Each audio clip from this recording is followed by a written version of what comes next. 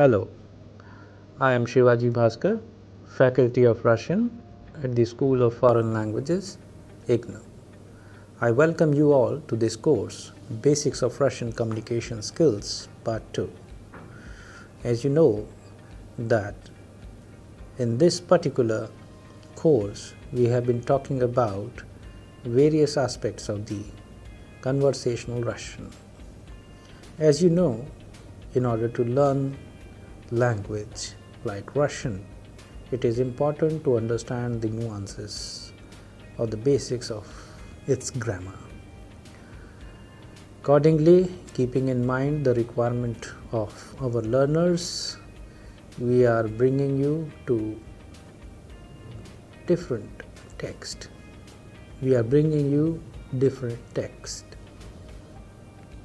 With the help of these texts, you are understanding that how the conversational Russian sound. That is why all these important texts are given with variety of nouns, adjectives, sentences, so that at end of the text you can understand various constructions as per the cases of the Russian grammar. By doing this, it would help you to not only read and write Russian correctly, but it will make you understand how to listen and speak Russian correctly. So, in today's module, we shall be talking about a letter written by an Indian to her friend in India. So the title of the text is Pismo k Anite, means letter to Anita. So please pay attention to the text and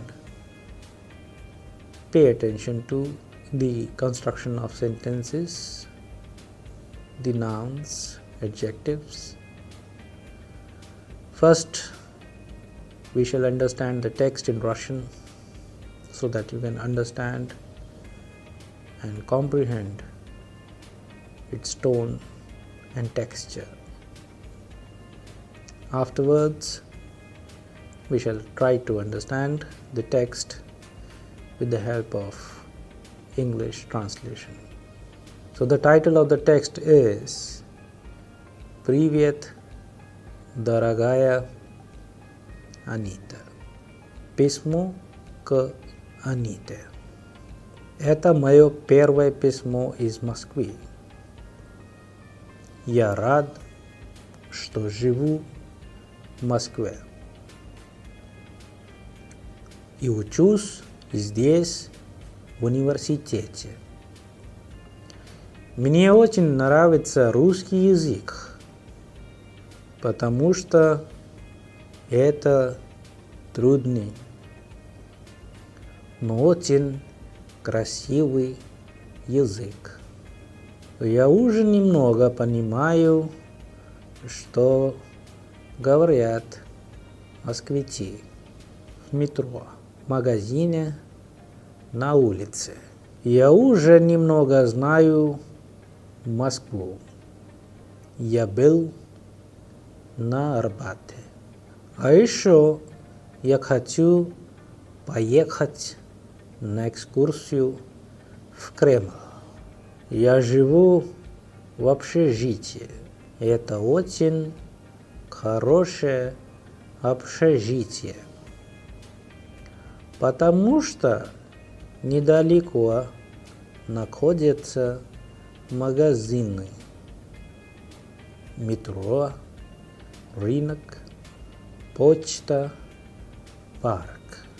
Моя комната небольшая, но очень удобная. Я рад, что у меня хороший сосед. Он тоже студент. Он приехал из Америки. Мой сосед очень симпатичный человек. Его зовут Джон. Мы друзья. Мы живем и учимся вместе. Он хорошо готовит. Ты знаешь, что я не люблю готовить. Поэтому я обедаю в университете, в столовой. В-первых, это очень удобно и недорого. Во-вторых, мне очень нравятся русские блюда. Особенно борщ и пельмени. А в воскресенье Джон приготовил мясо по-американски, и мы обедали вместе. А потом мы ходили в кино. Анита, ты не знаешь, какая холодная погода в Москве. Но у меня есть теплая одежда. Я купил шапку, шарф, перчатки и хочу купить куртку. Русские говорят, что нет плохой погоды, а есть плохая одежда. Я тоже так думаю. Анита, в декабре у нас каникулы. Но не жди меня дома в Индии. Мои друзья из Петербурга пригласили меня в гости.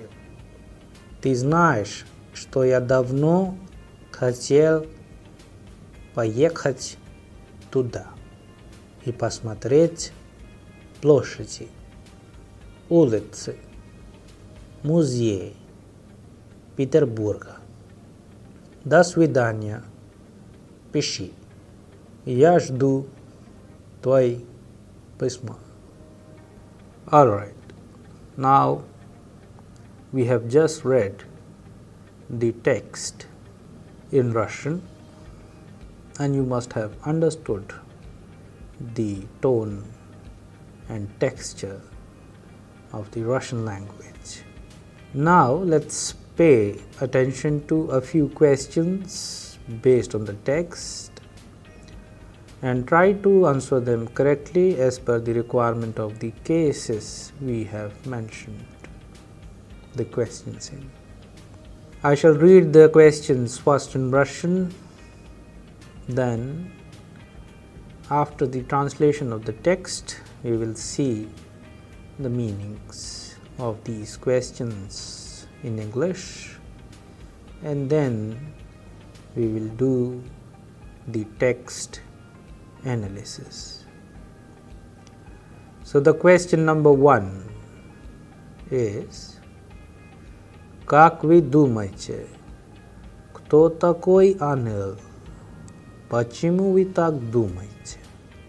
The second question is: что ангел посмотрел в Москве? Куда он ходил? Then, почему ангел говорит, что у него хорошее общежитие? The next question is: откуда приехал Джон? The next question is: почему ангел обычно обедает в столовой? Then, что ангел и его сосед делали в воскресенье? The next question is Что купил Anil и почему? The second last question is Куда Anil хочет поехать в декабре? And the last one is Что он хочет посмотреть? With the help of these 9 questions, if you go through the text carefully, you will find the answers. But we like to recommend you all that you may please pay attention to the constructions of the sentences in particular cases and answer them accordingly. However, you can also use creatively. However, you can think creatively and answer the questions accordingly. Now let's understand the text with the help of English translation. Please pay attention to the words, expressions, sentences according to the requirement of the questions we have asked, and pay attention to the meanings of the sentences so that you can understand the text properly. Please pay attention to the text while I translate it for you. Pismo ka Anite. Letter to Anita. Привет, дорогая Anita. Hello, dear Anita. Это мое первое письмо из Москвы. This is my first letter from Moscow. Я рад, что живу в Москве. I am happy that I live in Moscow и учусь здесь в университете and study in the university here. Мне очень нравится русский язык. I like Russian language very much, потому что это трудный, но очень красивый язык. Because this is difficult but very beautiful language. Я уже немного понимаю, что говорят москвичи в метро, в магазине, на улице. I already understand little bit what Muscovites are talking about in the metro, in the shops and on the streets. Я уже немного знаю Москву. I already know Moscow a little bit. Я был на Арбате. I've been to the street Арбат. еще я хочу поехать на экскурсию в Кремль. And I also want to go to the Kremlin on excursion. Я живу в общежитии. I live in a hostel. Это очень хорошее общежитие. This is a very good hostel. Потому что недалеко находятся магазины, метро, рынок, почта, парк.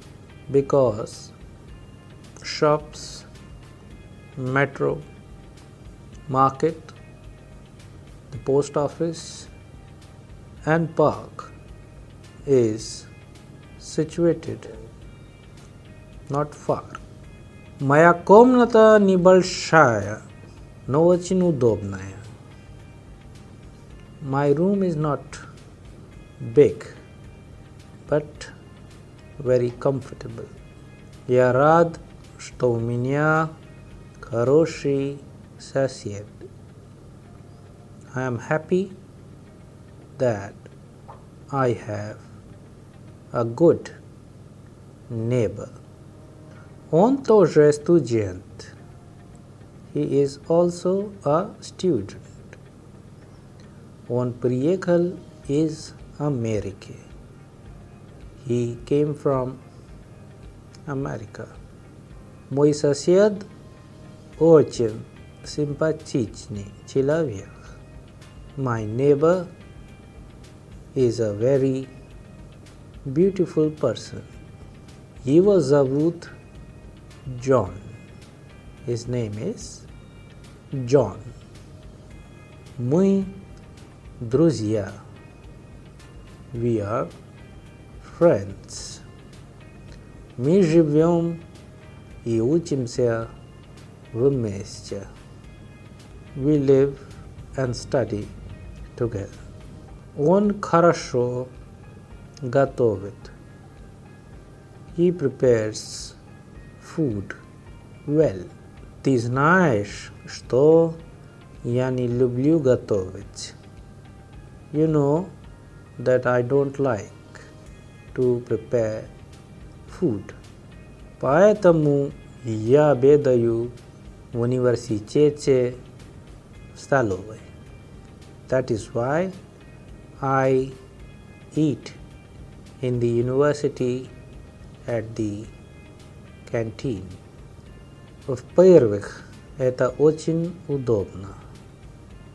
First of all, it is very comfortable и недорого, and not expensive. Во-вторых, мне очень нравятся русские блюда. Secondly, I like Russian dishes very much. Особенно борщ и пельмени. Especially the Russian beetroot soup, борщ, and dumplings. В воскресенье Джон приготовил мясо по-американски. And in Sunday, John prepared food in American style. И мы обедали вместе. And we had the food together. А потом мы ходили в кино. And afterwards we went to the movie. Anita, ты не знаешь, какая холодная погода в Москве. Anita, you don't know how cold the weather is in Moscow. Но у меня есть теплая одежда. But I have warm clothes. Я купил шапку, шарф, перчатки и хочу купить куртку. I bought hat, scarf, gloves and want to buy jacket. Русские говорят, что нет плохой погоды, а есть плохая одежда. As Russians say, there is no bad weather, but bad clothes. Я тоже так думаю. I also think alike. Anita, в декабре у нас каникулы. Anita, we have vacations in December. No, не жди меня дома в Индии. But don't wait for me at home in India. Мои друзья из Петербурга пригласили меня в гости. My friends from the Petersburg have invited me to be their guest. Ты знаешь, что я давно хотел поехать туда и посмотреть площади, улицы, музей Петербурга. You know that I wanted for long to go there and see the squares, streets, museums of Petersburg. До свидания, пиши. Я жду твои письма. Goodbye. Do write. I shall wait for your letters. All right. After understanding the text with the help of English translation, let's pay attention to the questions and understand their meaning. The first question is, как вы думаете, кто такой Анил? Почему вы так думаете? How do you think? Who is Anil? Why do you think like that? The second question is, что Анил посмотрел в Москве? Куда он ходил? What did Anil see in Moscow? Where did he go?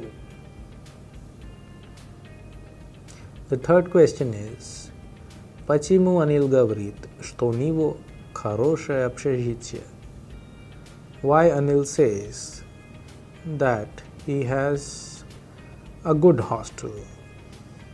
The fourth question is, откуда приехал John? Where did John came from? The fifth question is, почему Анил обычно обедает в столовой?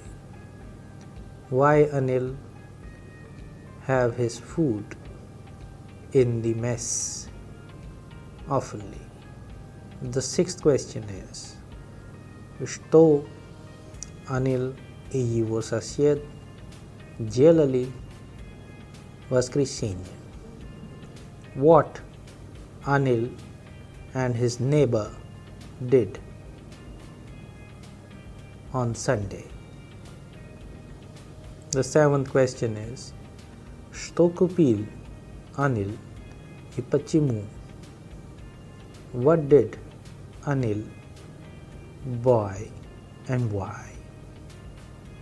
The eighth question is, куда Anil хочет поехать в декабре? Where did Anil wants to go in December?